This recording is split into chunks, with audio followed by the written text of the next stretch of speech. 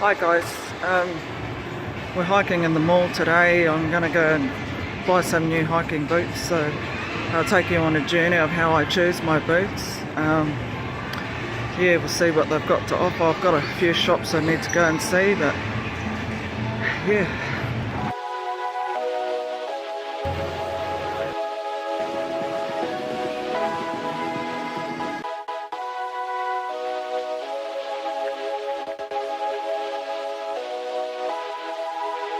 Hi guys, so I've returned home from going hiking boot shopping, and I tried on several different pairs of boots that I thought were suitable for me to purchase based on the type of hikes I'll be mostly doing, and I've chosen a pair. They're a good brand, good type of boot, and yeah, here they are here. Oops. And yeah, so I'm going to show you the type of boot that I got and all about it. And so just bear with me, I'll just unbox those.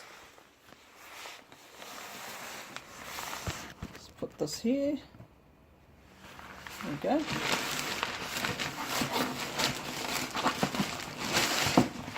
So Morale is a good brand.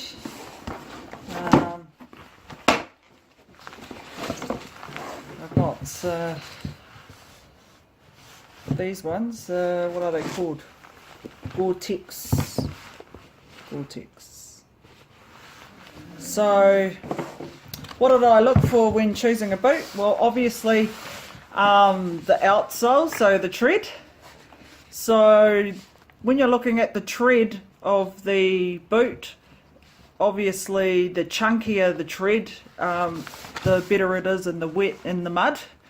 And the shallower the tread is really good for dry, rockier type terrains. This one's a mid one, so it's good for either or. I need a mid one because I'll be doing both generally. So yeah, and then the other part is the inner sole, and the only way to really determine whether it's going to be comfortable for you is if you try the boots on. So I really don't recommend buying online, because you actually have to try them on to see if it's going to be comfortable enough for you. When you're hiking, that is one of, if not the most important part of hiking, is making sure that you've got suitable footwear, because your feet are everything. That and your back, and we'll get to that. Packs, the type of packs that you need to use for you is just as important as the boots. So I tried all sorts of different boots on just for the mere fact of seeing if it was comfortable. So these ones were one of the most comfortable, not the most comfortable. They've got another type of boot like exactly the same, but it's the next version up from this. It was an extra $120 on top of this, the price that I paid for these ones. These ones retail $280, but I got them on special for $150, so that was a bargain. But the newer version you've got to pay full price for. But they, besides everything else, they were softer. The midsole was softer. So yeah, but I don't know if it was $120 worth softer. But anyway, I brought these. The other thing was to look at when purchasing a boot is this part. You can get full waterproof boots, but if you go that way, they won't be as breathable. So it depends on when you will be, hiking. So in the winter time, you probably might go for the more waterproof type, but for me I wanted breathable.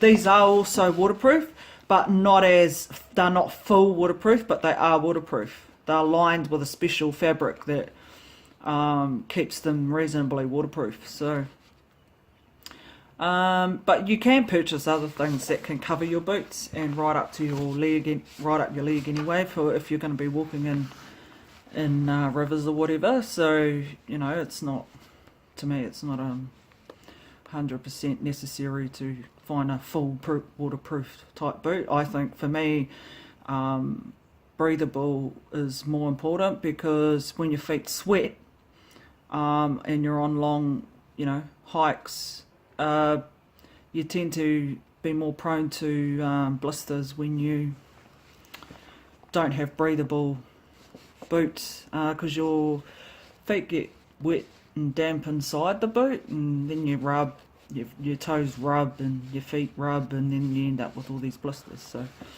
yep, so I got a more of a breathable waterproof material. And the other thing too is the weight. That's really important. Obviously the lighter the weight, the better. These are really light, like, I mean, I should weigh them actually. Just one sec. Where's my scales? Just be good to know how heavy they are, really. I just thought of that now, so let's see. It's really interesting. I went to all different types of outdoor stores: Anaconda, Morale, Macpac, Kathmandu, Aussie Disposals, and yeah, I ended up settling for these ones because they just were the most comfortable. So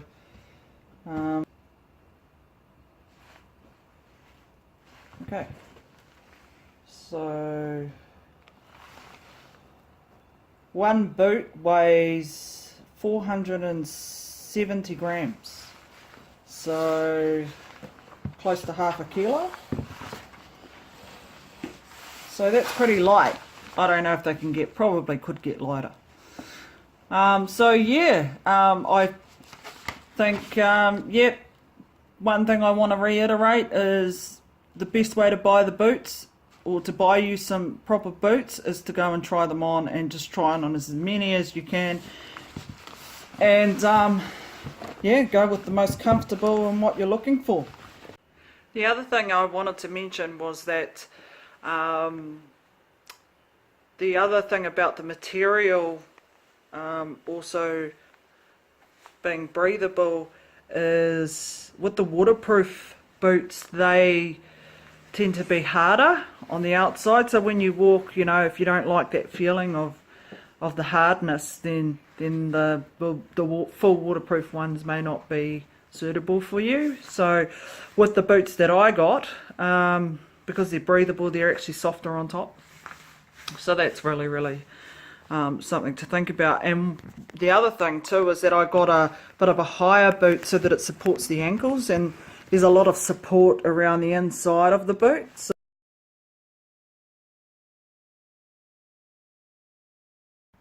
So yeah, when you're trying on the boots, make sure you walk around in the shop, you know, a fair bit, just to really test them out.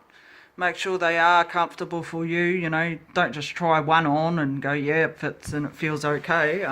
Actually put them both on and walk around in the store, and I did that with several pairs of the boots that I tried, to really determine, and I got it down to 2, and then I put one of each on each foot, and I walked around with 2 different pairs on, and to see which one felt the best for me. So make sure you do that, and then when you get them home, just wear them for a few days everywhere around the house or whatever, just to wear them in, and before you take them hiking. I mean, it's not a have to, but it's a lot better to wear them in a little bit before you go on a hike.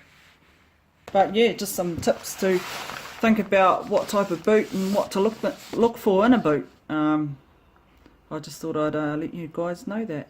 Okay.